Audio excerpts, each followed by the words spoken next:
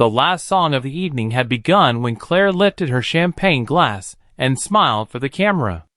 For everyone watching, it was the perfect picture of a perfect wedding. Claire stood beneath warm lights, her white dress catching every flash from photographers near the dance floor. Ethan stood beside her in his dark suit, one hand resting gently against her waist. Ethan looked at Claire as though he still couldn't believe she had chosen him. She smiled back. For a moment, the expression seemed genuine. Then the photographer asked them to turn toward the cake, and Claire's smile tightened. It lasted only a second. No one noticed. Ethan did. He had spent 2 years learning the smallest changes in her face. Tonight, however, he told himself it was simply the pressure of the wedding. They were married. That was supposed to be enough. After everything they had survived together, Claire believed tonight should have marked a clean beginning. Ethan believed it too, and that belief made what happened later impossible for anyone to understand. Ethan remembered the night he had proposed. It had been quiet, nothing like the celebration surrounding them now. His hands had shaken when he opened the ring box. He remembered laughing afterward, overwhelmed with relief. Claire remembered it differently. Tonight, she wanted that decision to be permanent. Her phone vibrated inside the small purse beside her chair. Claire froze.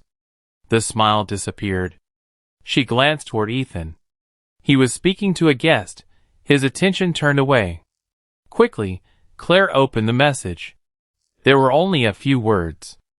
"You promised me you wouldn't marry him." Her breathing changed. The sender's name was visible above the message. Marcus. Claire stared at it, as though the screen had suddenly become dangerous. She locked the phone, then unlocked it again.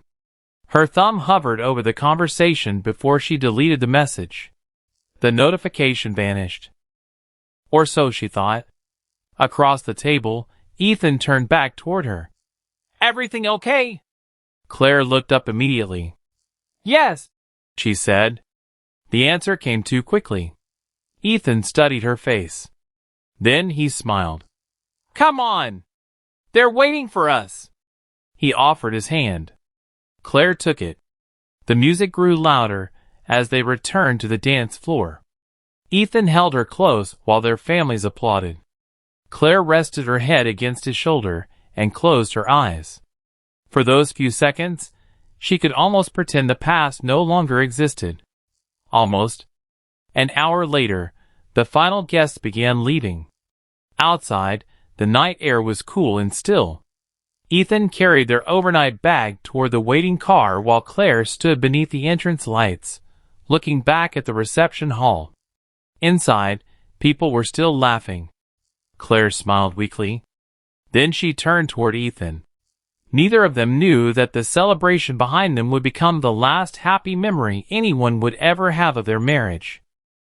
They drove away together. Behind them, the wedding lights continued glowing.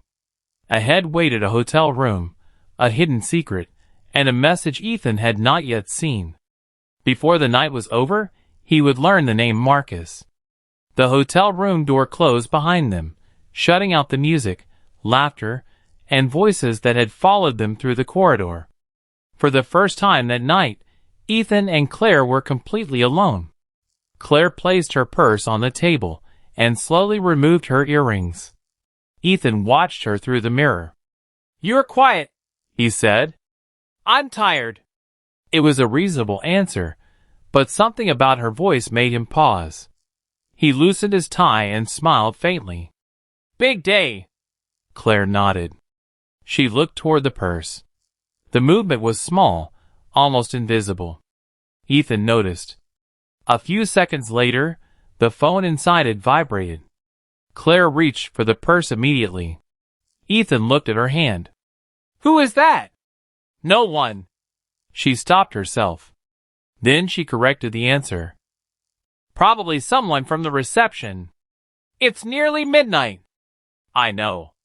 Claire opened the phone, keeping the screen angled away from him. Ethan's expression changed. "Claire." She looked up. "What?" Who keeps messaging you? Nobody important. The words landed harder than she intended. Ethan stepped closer. Then why are you hiding it? I'm not hiding anything.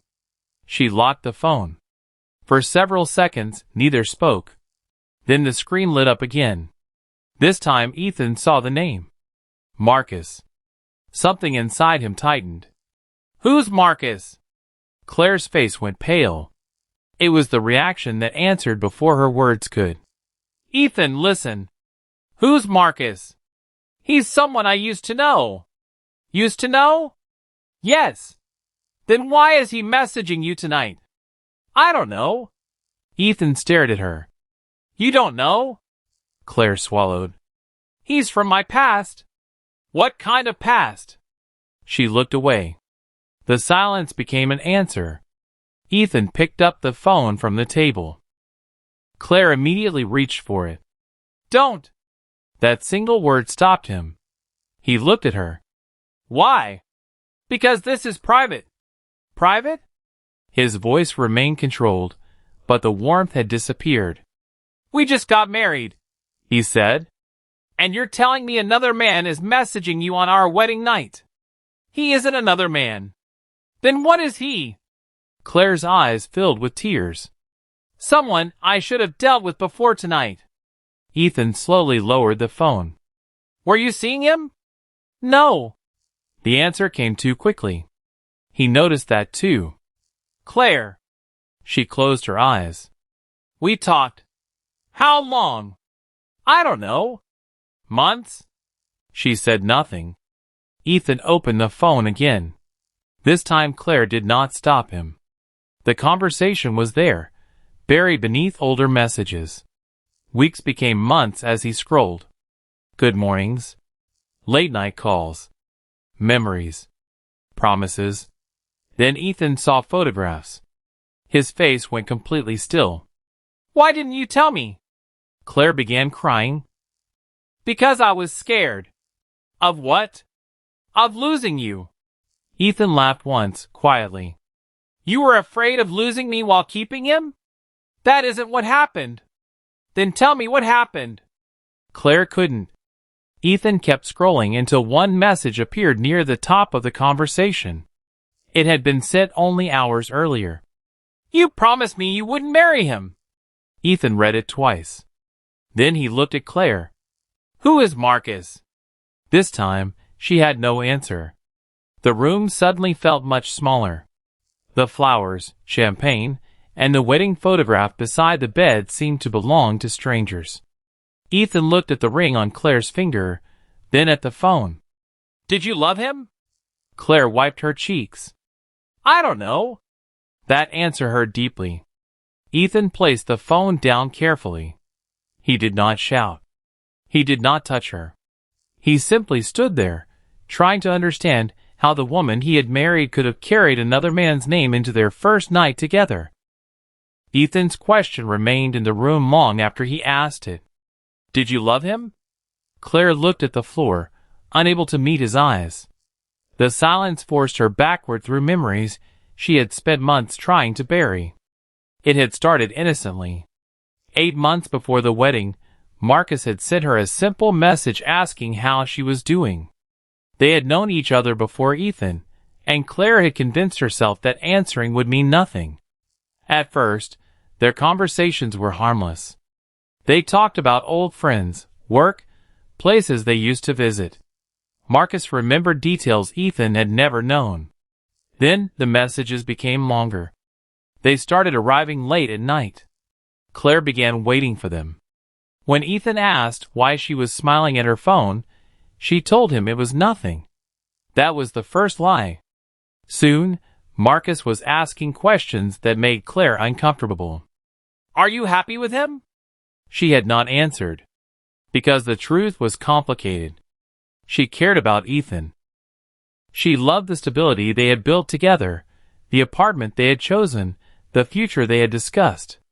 Ethan made her feel wanted and safe. But Marcus made her feel understood in a different way. That difference became dangerous. What began as emotional intimacy eventually crossed a boundary Claire knew she could not defend. One evening, after meeting Marcus in secret, she returned home and stood outside Ethan's bedroom for several minutes before entering. She felt ashamed. She also knew she was not ready to stop. Marcus wanted more. "Leave him," he told her. Claire shook her head. "I can't." "Why?" "Because I love him too." Marcus stared at her. "You can't love two people and keep hurting both of them." His words stayed with her. But instead of choosing, Claire delayed. Weeks passed. The wedding plans continued. Claire selected flowers, tasted cakes, attended dress fittings, and smiled while relatives discussed the future. Behind every celebration was the knowledge that Marcus still existed. He asked her again and again to cancel the wedding. She promised she would make a decision.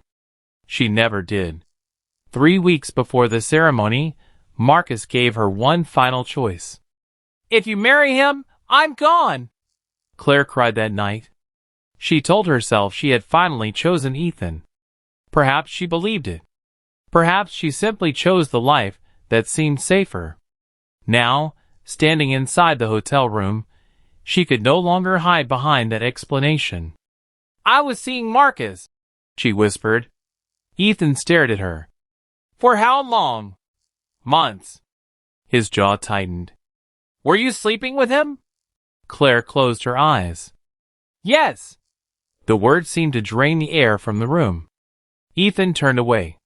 "So the wedding, I meant it." "How can you say that?" "Because I did love you."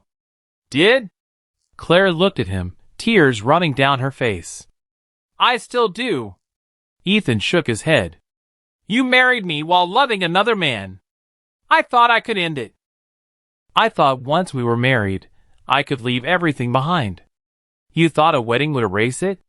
"I was wrong." Ethan looked at the ring on her finger. Then came the question Claire had feared most. "Then why did you marry me?" Claire had no answer that could save them. Finally, she whispered, "Because I believed I could bury the past and build a future with you." Ethan looked at her for a long moment. Then his expression changed. Not anger. Not yet. Something quieter. Something wounded. He reached for the phone again and began scrolling through the messages. There were more than Claire had admitted. The messages contained dates, photographs, jokes, and promises. Ethan realized Marcus had not been a forgotten mistake from her past. He had been part of her present. And among them was one message that would force Ethan to confront the possibility that their marriage had never been the beginning he thought it was. The message Ethan had just found was not the beginning of the story. It was only the first piece he could no longer explain away. He scrolled upward. The name Marcus appeared again and again. There were conversations from months earlier, then weeks, then days before the wedding. At first, the messages looked almost harmless. Memories. Questions. Small jokes shared between two people who had known each other before Claire met Ethan. Then the tone changed. Marcus had written about missing her. Claire had replied that she missed him too. There were messages about meeting secretly, arguments about Ethan, and long conversations about what their lives might have looked like if Claire had chosen differently. Ethan's fingers stopped moving. He looked at Claire. "How long were you planning to keep this from me?" "I don't know." "You knew before today." "Yes." "And you still married me." Claire began crying. "I thought I could stop." Marcus had not believed that. His messages made it clear. He had expected Claire to cancel the wedding. He had convinced himself that her promises meant she would eventually choose him. 3 days before the ceremony, he had written, "Tell me you still want this wedding, and I'll disappear." Claire had not answered for several hours. When she finally did, she wrote that she was confused. Marcus responded immediately, "You're not confused. You're afraid." Ethan read the exchange twice.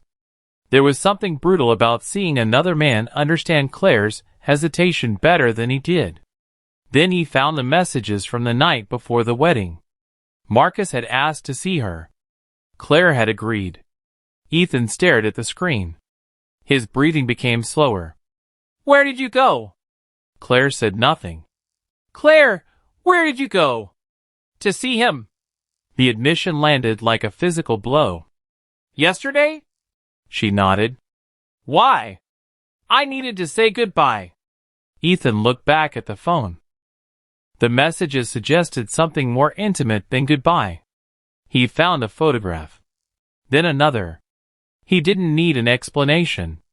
His face emptied of expression. "Were you with him?" Claire whispered. "Yes." "Before our wedding?" "Yes." The room became silent. Ethan walked toward the window and stood there, staring into the darkness below. Claire followed him. "Ethan, please listen to me." "I was confused. I was frightened. I was ashamed. I didn't know how to choose." "You chose." "I chose you." "No." He turned around. "You chose both of us." Claire shook her head desperately. "I wanted to believe I could leave everything behind." "But you didn't." "No." Ethan looked toward the wedding photograph beside the bed. The smiling couple in the picture seemed like strangers. He remembered every promise he had made that evening. Every word about honesty. Every time Claire had looked into his eyes and told him she loved him. Now those memories felt contaminated. "Our wedding was built on a lie," he said. Claire couldn't deny it. Ethan slowly looked down at her hand. The wedding ring caught the light. He stared at it for several seconds. Then he raised his eyes. "Did you ever really love me?" Claire opened her mouth. Nothing came out. Claire finally whispered, "I did love you." But the words came too late. Ethan heard only the hesitation that had come before them. He had wanted certainty, something simple enough to hold on to. Instead, he had been given another ambiguity. He thought about the guests downstairs, still celebrating the marriage they believed was beginning. He thought about the photographs, the vows, the ring, and the man whose name had been hiding inside Claire's phone. Every beautiful moment now seemed to contain something false. His heart began pounding harder. That silence was enough. For Ethan, it was no longer a question. It was a verdict. And as he stood staring at the ring he had placed on her finger only hours earlier, something inside him finally began to break. The silence that followed Claire's last words seemed to settle over the suite like another locked door. For several seconds, neither of them moved. The wedding flowers on the table had begun to wilt beneath the yellow hotel lamps, and somewhere beyond the curtains, traffic whispered along the city streets. Everything outside continued as though nothing had changed. Claire reached for her coat. "I'm leaving," she said quietly. Ethan stepped in front of the door. Her hand froze around the coat. "Move. I just want you to stay. You had your chance to talk. I'm talking now." "No, Ethan. You're shouting. I'm trying to understand how you could do this to me." Claire swallowed. "I told you the truth. You told me after everything was already destroyed." "I know." The answer seemed to anger him more than denial could have. "You know?" Ethan laughed bitterly. "That's all you have? What do you want me to say? That you're sorry. I am sorry. That you still love me." Claire looked away. Ethan noticed. The room suddenly felt smaller. "You can't even say it. I don't know what love is supposed to mean tonight." His face tightened. "Tonight?" "Ethan, please." "No." "Tell me. Was there ever a moment when you looked at me and meant it?" Claire's eyes filled with tears. There were many moments. But not anymore. She shook her head. Ethan turned away, pressing both hands against his temples. For the first time, Claire saw something beneath his anger that frightened her more than the anger itself. Pain. "When I was 9, he said, my father left." Claire remained silent. He told my mother he needed space. That was the lie. The truth was another woman. His voice became strangely calm. I remember my mother sitting on the kitchen floor after he left. She kept saying she must have missed something. She thought if she could find the mistake, she could fix everything. Claire whispered, "Ethan." I watched her wait for him every night. He stared at the carpet. Years later, I understood what that did to me. I learned that love could disappear without warning.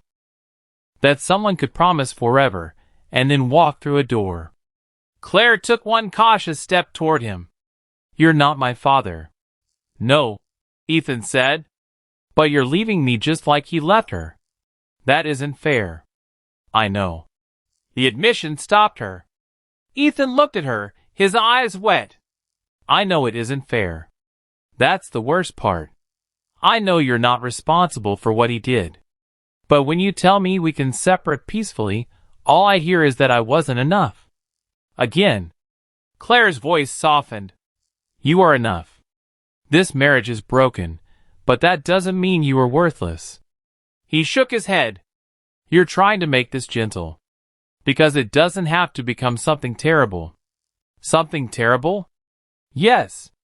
We can walk away." He stared at the door. "Walk away." Claire nodded. "We can both leave tonight. We can talk tomorrow, with lawyers, with family, with anyone you want." "But please let me go." Ethan said nothing. Claire slowly reached for the handle. His hand closed over the door before she could turn it. She looked at him. The suite seemed to shrink around them, the walls pressing closer with every breath. The wedding dress lay abandoned beside the bed. 2 untouched glasses stood on the table. The room that had been prepared for promises now felt like a place where every promise had become evidence. Claire could hear her heartbeat. Ethan did not answer. His fingers remained against the door, not touching her, yet making escape feel impossible. "I don't want to scare you," he said. "Then let me go." His breathing became uneven. "I keep thinking if you leave, everything disappears." "No, it doesn't. You don't understand." "Then help me understand without hurting me." The words hung between them. For a moment, his expression softened. Claire thought she had reached him. She believed the man she had married was somewhere inside the frightened stranger standing before her. Then his eyes changed again. Claire realized she had never been alone. Claire's voice trembled. "Ethan, please! You're scaring me! Ethan, please! You're scaring me!" The words barely left Claire's lips before the silence shattered. Ethan moved toward her. Claire stepped backward. "Stay away from me! I can't! Ethan, stop!" She reached for the door again, but he caught her arm.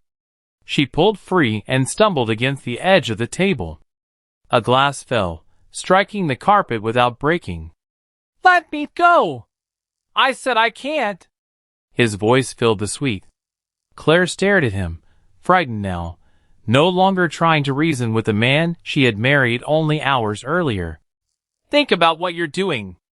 "I am thinking." "No, you're not." For one suspended second, they stood facing each other. Then everything happened too quickly. Claire tried to get past him. Ethan grabbed her. She struggled. There was a sudden movement, a cry, and then silence. The room became utterly still. Ethan remained standing. His breathing was loud in the quiet suite. Claire did not move. "Claire?" Nothing. He took one step toward her. "Claire?" Still nothing. He dropped to his knees beside her.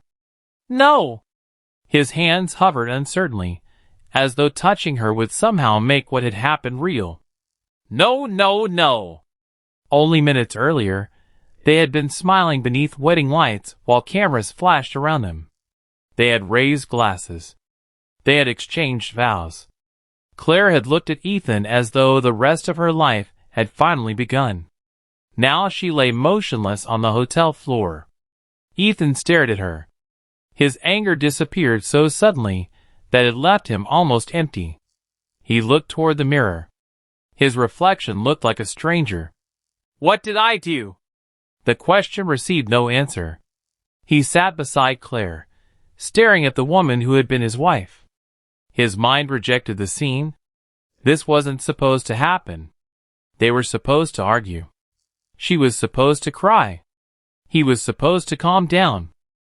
Tomorrow, they would wake up and everything would somehow become less terrible. But tomorrow could not undo this night. Ethan stood abruptly and began pacing. He looked at the door, then at Claire, then at his phone. His hand reached toward it. He stopped. Calling someone would make everything real. The police. An ambulance. His family. The words began forming inside his mind, one after another. What could he say? He had lost control. He hadn't meant to do it. She had tried to leave. They had argued. Maybe someone would understand. But another thought followed. What if they didn't? Ethan looked around the suite. The broken glass. The overturned chair. The scattered flowers. His jacket. His phone. The room itself seemed to be watching him. He began moving things. Not because he knew what investigators would find, but because panic convinced him that changing the room could change the story. He straightened the chair. He picked up the glass. He wiped his hands. Then he stopped. His breathing became faster. He looked down at himself. There were traces of the struggle on his clothing, details he barely noticed. He imagined detectives standing where he was standing. Questions began attacking him. Why was the door locked? Why hadn't he called for help? Why were they alone? Why had Claire been frightened? Every answer seemed to create another question. He backed away from the room. "No," he whispered. He wanted to wake up. He wanted the wedding night back. He wanted Claire to walk through the door and tell him this had all been a nightmare. Instead, the hotel remained silent. Ethan finally sat on the edge of the bed. His eyes landed on the table. Among the flowers and scattered belongings stood a wedding photograph. He picked it up. Claire was smiling. Her eyes were bright. Ethan remembered the moment the picture had been taken. She had leaned against him, laughing while someone behind the camera told them to look closer at each other. He had smiled too. In the photograph, they looked happy, untouchable, alive. Ethan stared at Claire's face for a long time. She had believed him. She had believed the vows. She had believed she would leave the wedding with a future waiting for her. His fingers tightened around the frame. Outside, the city continued moving. Inside, Ethan remained frozen beside the woman he had promised to love. He looked again at the photograph. It captured the exact moment when Claire still believed she would survive the night. The photograph remained in Ethan's hands when the first knock came. He looked toward the door. For several seconds, he did not move. Another knock followed, louder this time. "Mr. Cole?" Ethan slowly placed the photograph back on the table. "Yes." It was a hotel employee. "We've received a call from the front desk. Is everything all right?" Ethan stared at Claire. "No," he whispered. The employee heard nothing. "Sir?" Ethan finally opened the door. Within minutes, the quiet hallway filled with voices, hurried footsteps, and questions. Someone called emergency services. Another employee remained outside the suite, keeping curious guests away. By the time Detective Sarah Bennett arrived, the hotel had already begun sealing the scene. Sarah entered without saying much. She studied the room first. The overturned furniture. The scattered flowers. The untouched wedding decorations. The photograph on the table. Then she looked at Ethan. He was sitting on the edge of the bed, his hands folded together. He looked exhausted. But he was not crying. Sarah noticed that immediately. "Mr. Cole?" Ethan nodded. "I'm Detective Bennett. I need you to tell me what happened. Ethan looked toward the floor. We argued. About?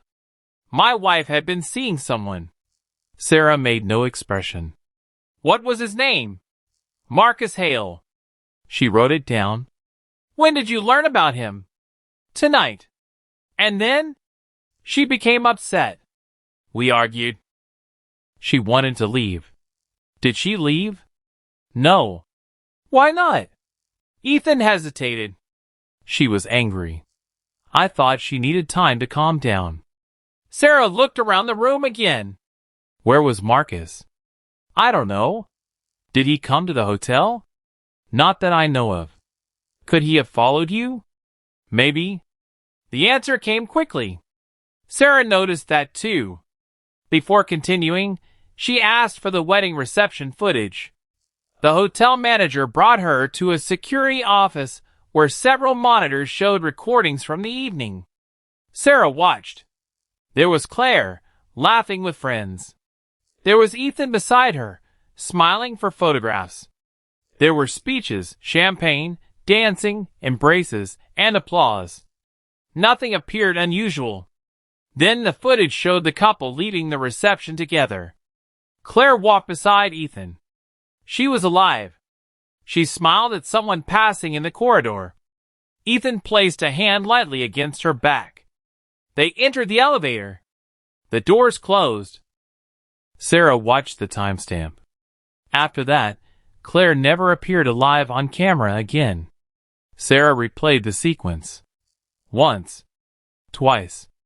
A third time. Everyone had seen them celebrating. Everyone had seen them leave together. Nobody had seen Claire again. The timeline suddenly became the center of the investigation. Back in the suite, officers searched the room while Sarah began reconstructing the final hours. Claire's phone was recovered. Sarah examined it carefully. Several messages had been deleted, but digital investigators were able to recover portions of the conversation. The name Marcus appeared repeatedly. The messages suggested a relationship that had existed before the wedding. Sarah read them without speaking.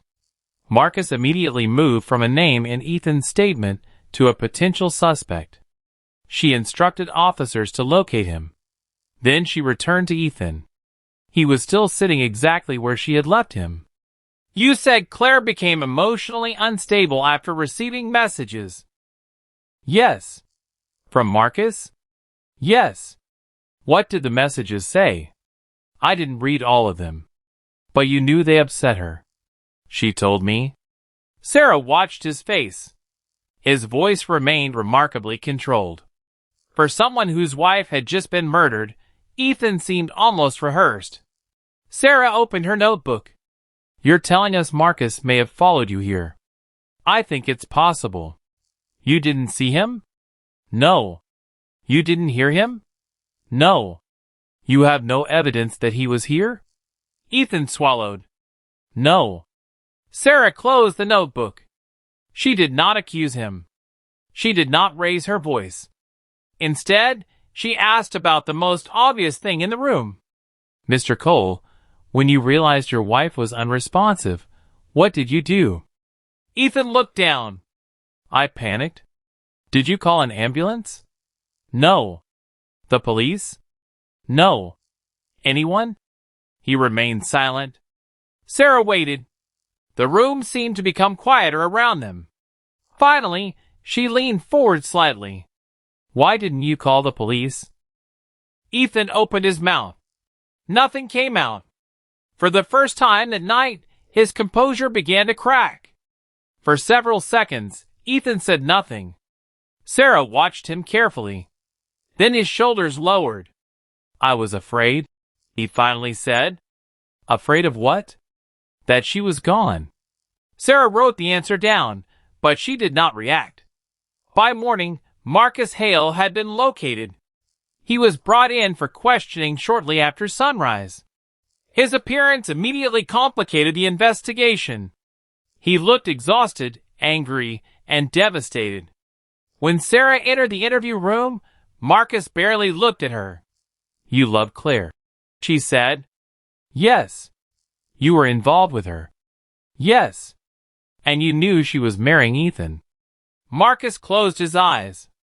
I knew. How did you feel about that? Like someone had taken the future I thought belonged to me. His voice cracked. Sarah remained silent. Marcus leaned forward. I wanted her to leave him. Did you ever threaten Ethan?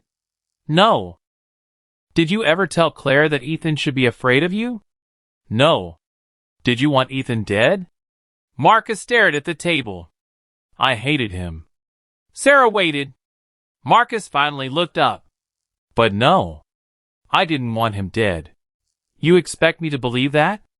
I don't care what you believe. I know what I did. What did you do? I told Claire to leave. Why? Because she said she was scared. Sarah stopped writing. Scared of Ethan? Marcus nodded. When? Before the wedding. She said Ethan had become suspicious. He kept asking where she was, who she talked to, who was calling her. Sarah studied him. Why didn't you go to the police? Marcus laughed bitterly. Because Claire wouldn't have wanted that. She kept saying she could handle him. The interview continued for nearly an hour. Marcus admitted every painful detail of the affair. He admitted jealousy. He admitted resentment. He admitted that seeing Claire marry another man had broken something inside him. But his story contained no confession. Digital investigators soon provided something stronger. Marcus's phone records placed him miles away from the hotel when Claire died. Security footage from another location confirmed it. Payment records, transportation data, and additional messages established a timeline that left almost no room for doubt. Marcus could have hated Ethan. He could have wanted Claire back. But he had not been at the hotel. Then investigators recovered deleted messages between Marcus and Claire. Sarah read them slowly. The messages were desperate, but not violent. Marcus had repeatedly urged Claire to leave Ethan. He had offered to help her find somewhere safe. He had told her that she did not owe Ethan another chance. There was anger in the messages, but there was also fear. Sarah leaned back. The affair explained the obvious motive. It did not explain the murder. Marcus was no longer the answer. He was part of the story, but perhaps not the ending. Sarah returned to the hotel and requested Ethan's background information. That was when Laura Cole contacted the detectives. Ethan's older sister arrived carrying a folder she had kept for years. I don't know if this matters, Laura said. Sarah opened it. It might.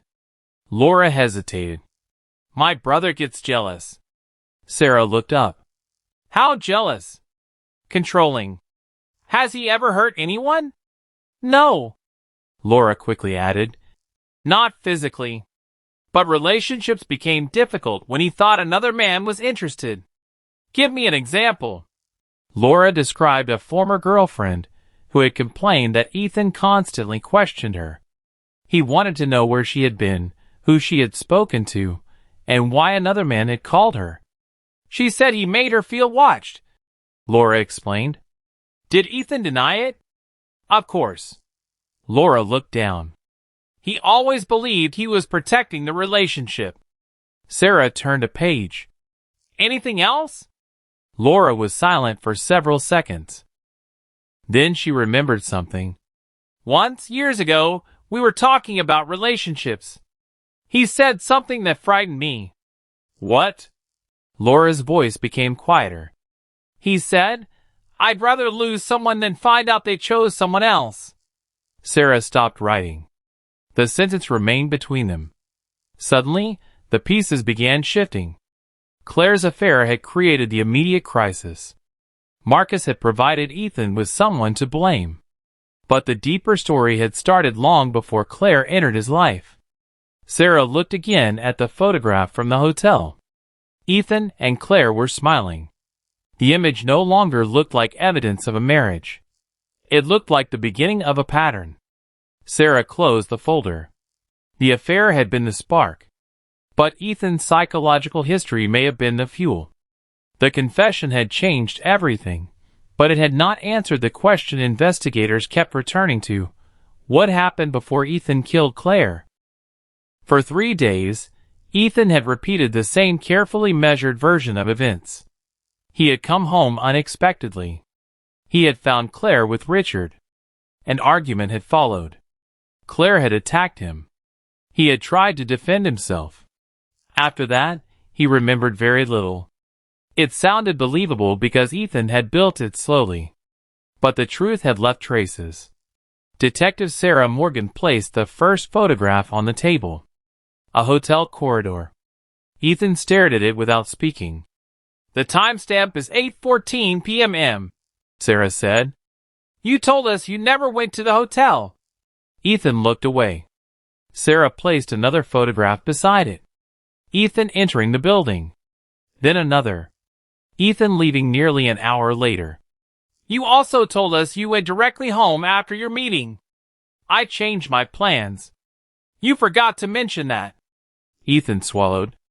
The phone records were worse. His phone had connected to a tower near the hotel shortly after 8. Claire's phone had connected to the same area minutes later. Deleted messages recovered from both devices showed they had been communicating that evening. Then investigators found the room. There were no signs of the violent confrontation Ethan had described. No overturned furniture. No broken door. No evidence that Claire had attacked him there. Instead, there were traces of a conversation that had begun calmly and ended with Ethan demanding answers. Sarah pushed the final message across the table. "You knew about Richard." Ethan stared at the words. "I didn't kill her there," he said. Sarah leaned back. "We didn't say you did." Silence filled the room. That was when Ethan realized the investigation was no longer following his story. It was following the evidence.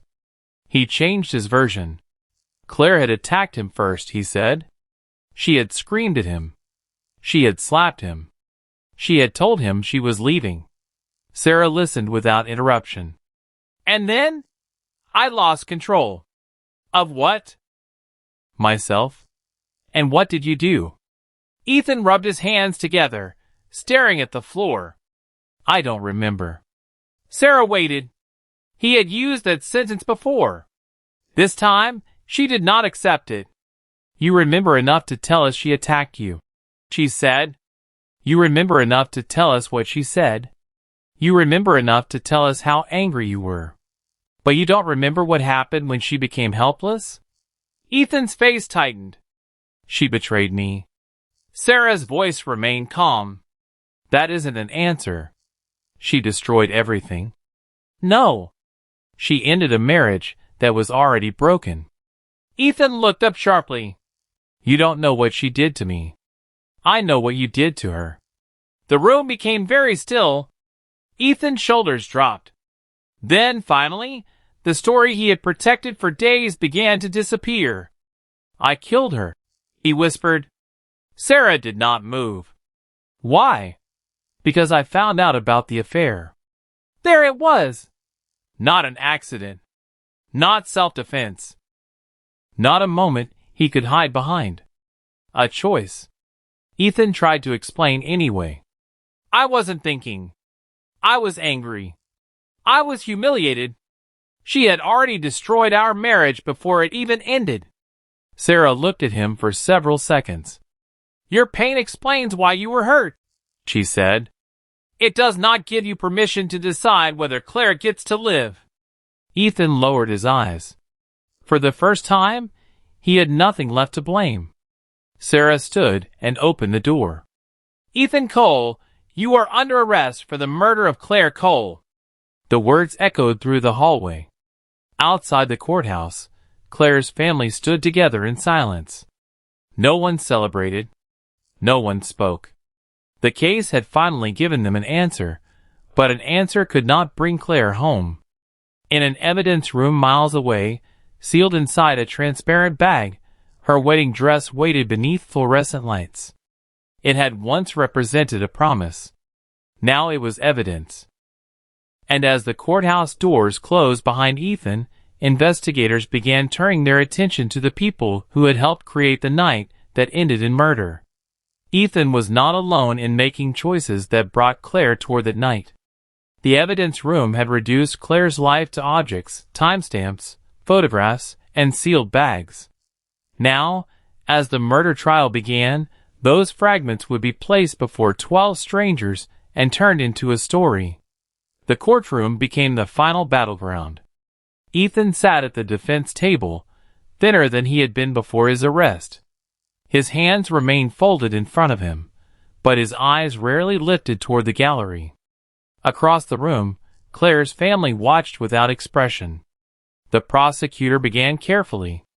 "Claire Cole was unfaithful to her husband," she said. "That fact is painful. It is humiliating. And it is not murder." Ethan's jaw tightened. The prosecution knew the affair could become a dangerous distraction. They did not want the jury deciding whether Claire had been a good wife. They wanted them deciding whether Ethan had the right to kill her. One by one, Claire's messages appeared on the courtroom screen. Some were affectionate. Others were confused. Several showed a woman struggling with guilt, fear, and the possibility of leaving her marriage. Then came the photographs. Claire laughing at dinner. Claire standing beside Ethan at a charity event. Claire on vacation.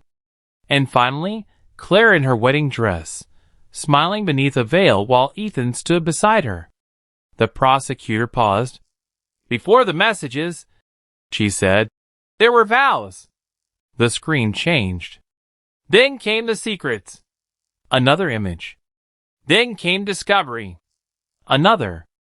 The confrontation. The final image showed the evidence collected after the killing. And finally, the prosecutor said quietly, the death.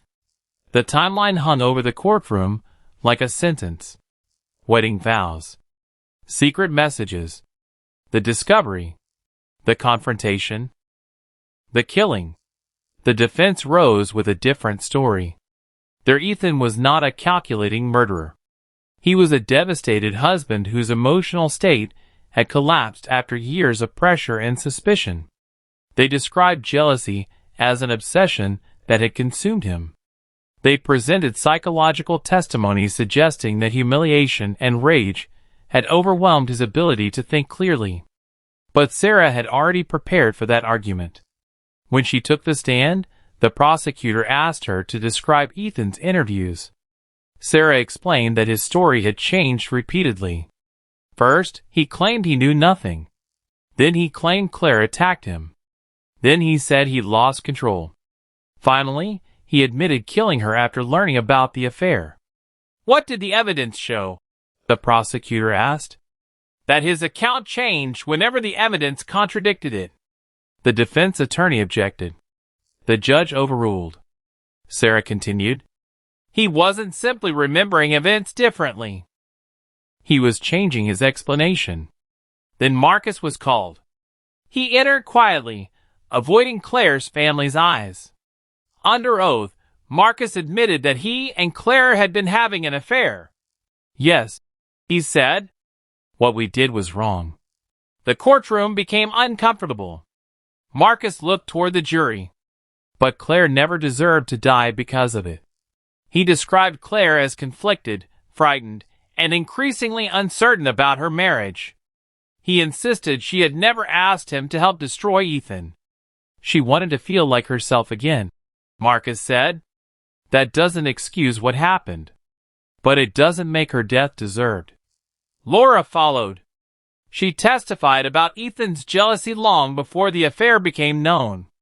She described questions about Claire's clothes, calls, friendships, and whereabouts. She remembered how Ethan could become cold whenever he believed Claire was hiding something. He didn't trust her, Laura said. He wanted to know where she was all the time.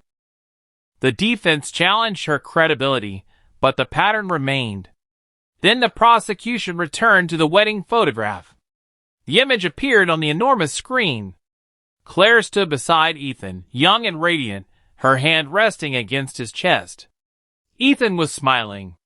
For several seconds, Nobody moved. The prosecutor walked slowly toward the jury. "That man," she said, pointing toward the photograph, "made a promise to Claire." She turned toward Ethan. "The man sitting there today broke it." Ethan finally looked at the screen. His own younger face stared back at him. For one brief moment, the courtroom seemed to contain two Ethans, the husband who had promised to love Claire, and the man accused of taking her life. Claire's mother covered her mouth. Ethan lowered his head. No argument could erase the photograph. No explanation could return them to that day. And as the image remained frozen above the courtroom, the jury began to understand that this trial was no longer about whether Claire had betrayed Ethan. It was about what Ethan had chosen to do when he learned the truth. The next question would belong to 12 jurors. Was Ethan's rage an explanation for murder, or merely the excuse he had spent months building around it? The question before the jury had been simple, but the answer carried the weight of everything that had come before. Guilty. Ethan showed almost no reaction when the foreperson read the verdict. He sat perfectly still, his eyes fixed on the table, while Claire's family listened in silence. There was no celebration when the judge sentenced him to prison. There was only the quiet realization that the courtroom had reached its ending, while their grief had not. Outside, reporters gathered beneath the courthouse steps. Cameras waited for a statement. Claire's mother said nothing. Her father thanked the investigators and walked away with his arm around his wife's shoulders. They had won the case. But nobody felt victorious. Claire's final day had been supposed to mean something completely different. It had begun as another chapter in a life she had spent years building. There had been plans, conversations, arguments, secrets, and promises. She had imagined a future beyond the fear and confusion that had increasingly surrounded her marriage. Instead, her final hours became evidence. Her messages became exhibits. Her wedding dress became property in an evidence locker. Her photograph became the face attached to a murder case. For Claire's family, the cruelest part was knowing that she had once stood beside Ethan, believing the photograph represented a beginning. Now it represented everything they had lost. There was no verdict that could restore that missing future, no sentence that could return those unfinished conversations, and no explanation capable of making the final photograph less painful. Justice could name what happened, but it could never undo what happened that night. Marcus disappeared from their lives soon afterward. He stopped answering calls. He left behind no explanations, no attempt to defend himself, and no request for forgiveness. The affair had ended before Claire's death, but its consequences followed him long after Ethan's conviction. Marcus carried his own guilt. He knew what he had done was wrong. He also knew that being wrong did not make Claire's death his punishment to carry alone. Still, guilt rarely listens to reason. For Sarah, the case remained more complicated than a verdict. Months after the trial, she returned to the evidence room and looked at the photographs one final time. She thought about how easily people wanted stories, to have simple villains and victims. But Claire had made a devastating choice. She had kept secrets. She had entered an affair. She had hurt people. Ethan had been hurt too. But pain was not permission. Sarah understood that better than ever. The investigation had revealed a chain that had been forming long before the murder.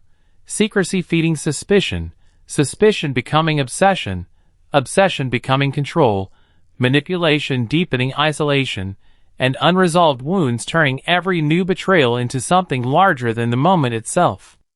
None of those things made murder inevitable. That was the uncomfortable truth. People made choices inside those chains. Ethan had chosen violence. And that choice had erased every possibility that might have existed afterward. Years later, the wedding photograph remained with Claire's family.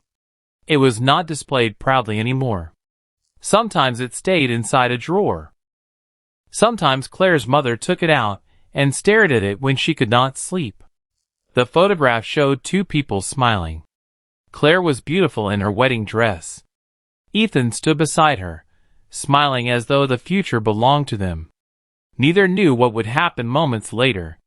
Neither could see the arguments, the secrets, the betrayal, the jealousy, or the blood that would eventually separate them forever. That was what made the photograph so difficult to look at. It captured happiness before happiness became evidence. It captured a promise before that promise became a memory. And it captured two people who still believed they had time. They did not. The marriage had taken months to plan. It lasted only minutes in the way that mattered most. But the consequences would last for decades. For Claire's family. For Marcus. For Sarah. And for Ethan, sitting alone behind prison walls, carrying the truth he had spent so long trying to escape. The photograph remained unchanged. Claire was still smiling. Ethan was still smiling. The moment never moved forward. Only the people who survived it did.